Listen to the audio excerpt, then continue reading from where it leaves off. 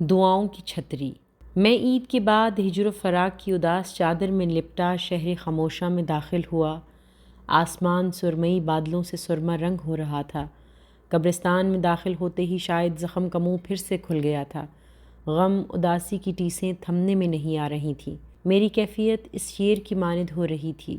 شور سا برپا ہے خانہ دل میں، کوئی دیوار سے گری ہے ابھی۔ آج عید کا دن تھا لیکن میرے اندر غم کی جھڑی سی لگی ہوئی تھی۔ قبرستان میں داخل ہوا تو حد نگاہ تک پھیلے جھاڑ جھنکار کے درمیان بے ڈھنگی بے ترتیب اونچی نیچی کچی قبریں دور تک پھیلی ہوئی تھیں۔ میری طرح اور لوگ بھی اپنے گمے گشتگان کو تلاش کرتے نظر آئے۔ لوگ گاؤں کے قبرستان میں ٹیڑھی میڑھی پگڈنڈیوں کو پھلانگتے اپنے پیاروں کی تلاش میں نظر آ رہے تھے۔ 1 ماہ پہلے میری جنت، میری ماں مجھے یتیم کر گئی تھی۔ وقت بہت بڑا مرہم ہے جو گہرے زخموں کو بھی دنوں میں بھر دیتا ہے۔ بھرپور زندگی کے شب و روز، نئے مسائل، نئے تقاضے، ہنگامہ خیز زندگی کہ انسان مڑ کر پیچھے دیکھنا بھی چاہے تو فرصت نہیں ملتی۔ لیکن ماں کی جدائی جیسا زخم، غم ہجر، شاید ہی کوئی دن یا لمحہ ایسا گزرا ہو جب مجھے ماں کی یاد نہ آئی ہو۔ ایک بے نام سا احساس میرا احاطہ کیے رکھتا ہے۔ میں مختلف بہانوں سے خود کو مصروف کرنے کی بہت کوشش کرتا رہا، لیکن اداسی نے مسلسل مجھے اپنی گرفت میں لیے رکھا۔ میں اس جنت گمشدہ کی طرف بڑھ رہا تھا جس کے ایک ایک مسام میں میری محبت کوٹ کوٹ کر بھری تھی۔ عید کے دن میری ماں کو شدت سے انتظار ہوتا تھا کہ میں اپنے بچوں کے ساتھ ایک دن پہلے ہی ان تک پہنچ جاؤں۔ ذرا دیر ہو جاتی تو وہ بے کل ہو کر بھائی صاحب سے فون کراتی کہ میں لاہور سے نکلا ہوں کہ نہیں۔ یہ پہلی عید تھی جب ماں کا فون نہ بھائی کا فون آیا، کیونکہ دونوں مٹی کی چادریں پہنے سو گئے تھے۔ قبروں کے درمیان سے ہوتا ہوا میں دھڑکتے دل کے ساتھ اپنی جنت ماں کی قبر تک آ گیا۔ قبر پر آ کر آنکھیں ہجر کے آنسوؤں سے دھندلی ہو رہی تھیں۔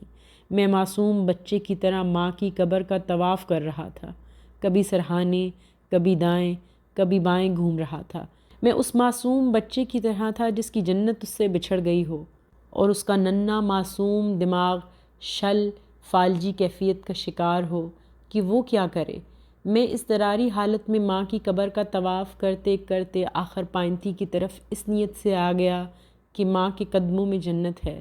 میں آنکھوں میں تیرتے آنسوؤں کی دھندلی چلمن سے قبر کو دیکھ رہا تھا جس کے نیچے میری ماں کا جسم مبارک آسودہ خاک تھا۔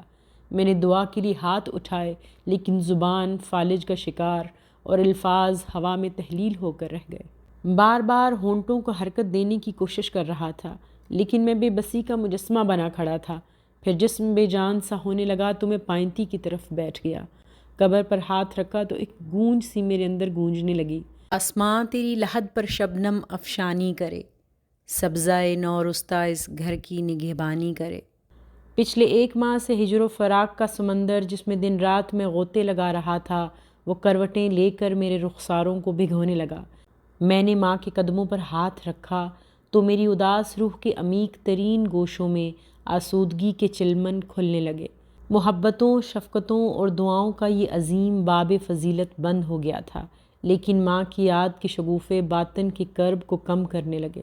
مجھے پتا تھا میری ماں اب کبھی اس جہان رنگ و بو میں نہیں آئیں گی، لیکن ماں کی یادیں، باتیں ساری زندگی میری اداس روح کو مہکاتی رہیں گی۔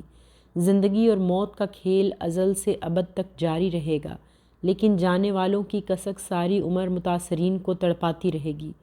ماں کے جانے پر مجھے بھی لگا جیسے نبض کائنات تھم سی گئی ہے، سانسیں رک گئی ہیں، سینے میں ایک تیز دھار خنجر دور تک اتر گیا ہے۔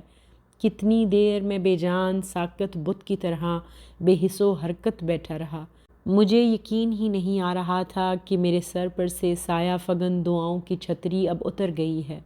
بار بار ایک ہی خیال، بخت آوری کا نورانی دریچہ ہمیشہ کے لیے بند ہو گیا ہے۔ میری آنکھوں سے مسلسل آنسو ٹپک رہے تھے اور میں خاموش ساکت بیٹھا تھا۔ پھر کتنے صحراؤں کو پھلانگتے ہوئے میں گاؤں پہنچا، یہ میں ہی جانتا ہوں۔ اور آج کتنی اداسی ہے ماں کی قبر پر۔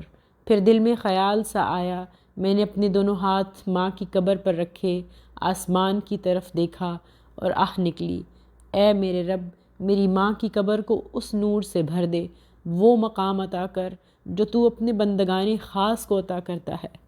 اس میں کوئی شک نہیں، ہر نفس نے موت کا ذائقہ چکھنا ہے۔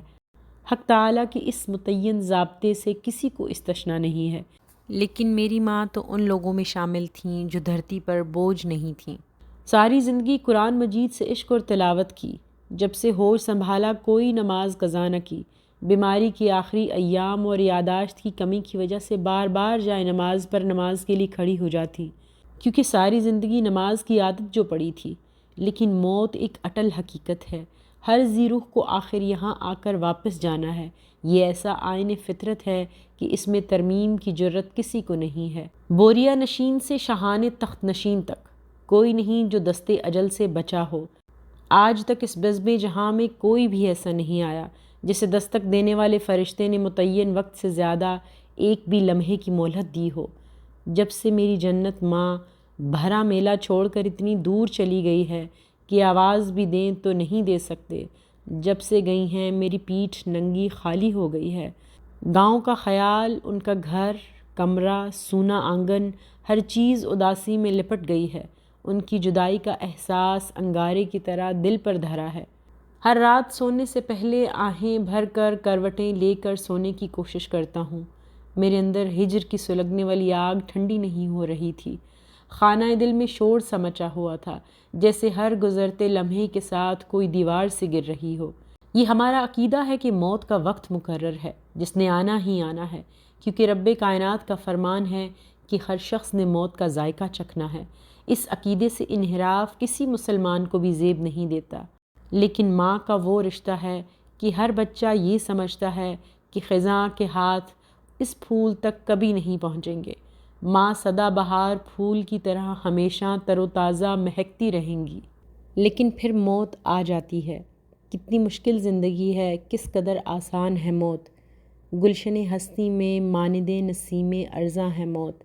زلزلے ہیں، بجلیاں ہیں، قحط ہیں، آلام ہیں، کیسی کیسی دختران مادر ایام ہیں۔ کلبہ افلاس میں، دولت کے کاشانے میں موت، دشت و در میں، شہر میں، گلشن میں، ویرانے میں موت۔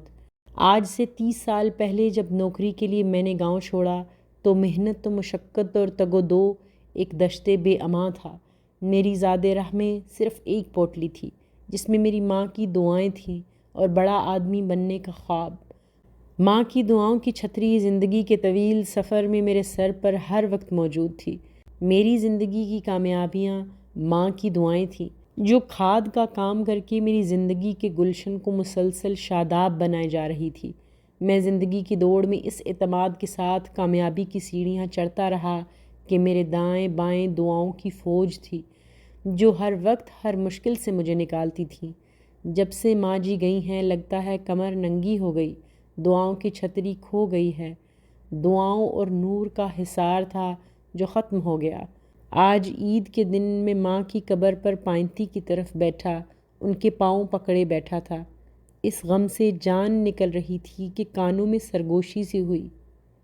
دریا سوکھ بھی جائے تو ریت میں نمی باقی رہتی ہے۔ ماں کی دعائیں آج بھی تمہارے ساتھ ہیں۔ امام حسین علیہ السلام کا قول یاد آیا اور میں نے ماں کے پاؤں پکڑ لیے۔ جس نے اپنی ماں کا پیر چوما گویا اس نے جنت کی چوکھٹ کو بوسہ دیا۔